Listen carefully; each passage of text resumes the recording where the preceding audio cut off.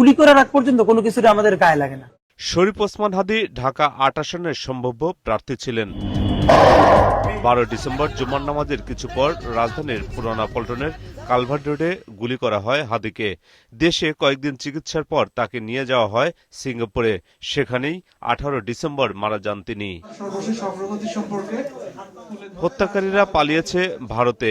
বিভিন্ন মাধ্যমে এমন খবর প্রচার হলে পুলিশ বা সরকার কারো পক্ষ থেকে কেউ তা পরিষ্কার করেনি। অবশেষে হত্যাকারীরা ভারতে পালিয়েছে দুপুরে সংবাদ সম্মেলন করে স্বীকার করে ডিএমপি। ফিলিপ তাকে সীমান্ত পার করে ভারতের মেঘালয় রাজ্যে জনৈক পুত্তির নিকট হস্তান্তর করে।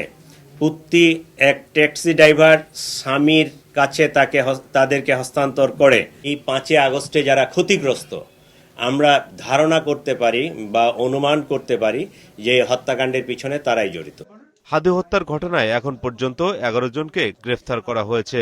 তাদের মধ্যে ৬ জনকে আদালতে ১৬৪ ধারায় স্বীকারোক্তিমূলক জবানবন্দি দিয়েছে উল্লেখ করে জানানো হয় আগামী ৭ থেকে ১০ দিনের মধ্যে চার্জশিট দেওয়া হবে।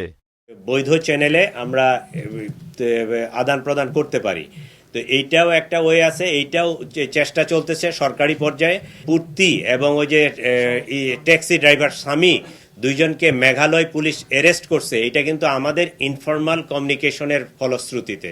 এবং আমরা এই তদন্তের এই যে রুট দিয়ে গেছে, কে তারে পার করলো, এই তথ্যগুলো যখন তাদের সাথে শেয়ার করছি, তারাও এটা তদন্ত করে দেখছে এবং তারা ওই দুইজনকে তারা অ্যারেস্ট করছে।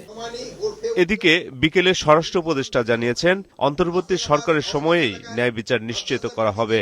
অন্তর্বর্তী সরকার জুলাই গণ অভ্যুত্থানে সম্মুখ সারির যোদ্ধা শরীফ ওসমান বিন হাদী ভাইয়ের হত্যাকাণ্ডের ঘটনায় ন্যায় বিচার নিশ্চিতকরণে বদ্ধপরিকর। আমি আপনাদের আশ্বস্ত করতে চাই, এই অন্তর্বর্তী সরকারের মেয়াদেই হাদী ভাইয়ের হত্যার বিচার সম্পূর্ণ করা হবে ইনশাআল্লাহ। অন্যদিকে হাদী হত্যাকাণ্ডের দ্রুত বিচারের দাবিতে ইনকলাব মঞ্চের ডাকে ফের রাজধানীর শাহবাগ অবরোধ করে বিক্ষোভ করেছে সংগঠনটির নেতাকর্মী ও সমর্থকরা। একই দাবিতে দেশের বিভিন্ন এলাকায় সড়ক অবরোধ করে বিক্ষোভ করেছে আন্দোলনকারীরা। মাহমুদুল হাসান, মাছরাঙা সংবাদ, ঢাকা।